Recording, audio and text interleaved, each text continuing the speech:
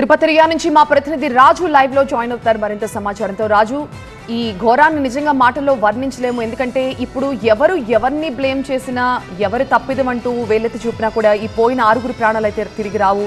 మరేంటి ఈ ఘటనకి ఎవరిని బాధ్యులు చేస్తున్నారు? ఈ స్థాయిలో భక్తులు వస్తారని నిజంగా టీటీడీ కానీ ఇటు పోలీసులు కానీ ఎక్స్పెక్ట్ చేయలేదంటే ఎలా నమ్మాలి?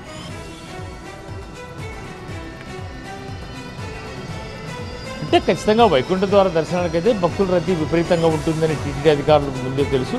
గత 10-15 రోజులుగా వైకుంఠ ద్వార దర్శనాలకు అరేంజ్మెంట్ సంబంధించి వరుసగా రివ్యూలు జరుగుతున్నాయి, సమీక్షలు నిర్వహిస్తున్నారు. ఒకవైపు టీటీడీ ఈవో, అదనపు ఈవోతో పాటు చైర్మన్ కూడా వరుసగా సమీక్షలు నిర్వహించారు. అయితే రోజుకి 70,000 మంది కంటే ఎక్కువ మందికి దర్శనం చేయించే అవకాశం లేదు కాబట్టి టీటీడీ 10 రోజుల్లో 7 లక్షల మందికి దర్శనం చేయించారు. ఆ రకంగా టోకన్లు జారీ చేయాలని చెప్పేసి పక్కా ప్రణాళికతోనే టీటీడీ ముందస్తు చర్యలే చేపట్టింది. అయితే అధికారులు క్యూ లైన్లలో మెయింటైన్ చేయడంలో పూర్తిగా వైఫల్యం చెందినట్టుగా తెలుస్తుంది. ఎందుకంటే మొత్తం 9 ప్రాంతాల్లో, అంటే తిరుమలలో ఒక సెంటరు, మరోవైపు 8 సెంటర్లు తిరుపతిలో ఉన్నాయి. మొత్తము 9 కేంద్రాల్లో 94 కౌంటర్లను ఏర్పాటు చేసి రోజువారీగా 40,000 టికెట్లను ఆఫ్లైన్లో ఇవ్వాలని చెప్పి టీటీడీ భావించింది. మొత్తం 70,000 మంది కంటే ముందే ఆన్లైన్లోనే 30,000 టికెట్లు సోల్ అయిపోయాయి కాబట్టి 70,000 మందికి మాత్రమే దర్శనం చేసుకునే అవకాశం ఉంటుంది.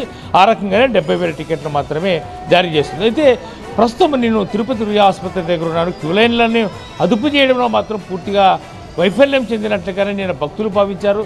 ఈరోజు తెల్లవారుజామున నుంచి కౌంటర్ల ద్వారా టోకన్లు జారీ చేయాల్సి ఉంటే హోల్డింగ్ పాయింట్స్లో పెట్టిన భక్తులకు ఎలాంటి సౌకర్యాలు కల్పించలేకపోవడంతోనే ఈ ఘటన జరిగినట్టుగా ప్రాథమికంగా నిర్ధారించారు. అయితే హోల్డింగ్ పాయింట్ ఉన్న వాళ్ళు క్యూ లైన్లోకి రావాలంటే ఒక్కసారిగా గేట్లు తీసివేయడము, టోకన్లు ఇస్తున్నారని ఆతృతతోనే ఒకరిపై ఒకరు పడిపోవడంతోనే తొక్కిసలాట జరిగింది. ఈ తొక్కిసలాటలోనే ఇది బైరాగపట్టణంలో ఉన్నటువంటి ఎంజీఎం స్కూల్ పక్కనే పద్మావతి పార్క్ ఉంది. ఆ పద్మావతి పార్కులో హోల్డింగ్ పాయింట్. రాత్రి 9 గంటల సమయంలో ఒక్కసారిగా భక్తులు ఒకరిపై ఒకరు పడి క్యూ లైన్లోకి వెళ్ళిపోవాలి, టోకన్లు తీసుకోవాలని భావించారు కాబట్టి పెద్ద ఎత్తున ఒకరిపై ఒకరు పడిపోవడంతోనే మల్టిపుల్ ఫ్రాక్చర్స్, ఊపిరాడకపోవడము, అస్వస్థతకు గురి కావడము, స్పృహ తప్పి పడిపోవడము, అపస్మారక స్థితిలో ఉన్న వాళ్ళని త్వరితగతిన అంబులెన్సులో తరలించేందుకు అంబులెన్సులు అందుబాటులో లేకపోవడం, అంటే ఇవన్నీ కూడా అజాగ్రత్తకి కారణమని స్పష్టమవుతోంది.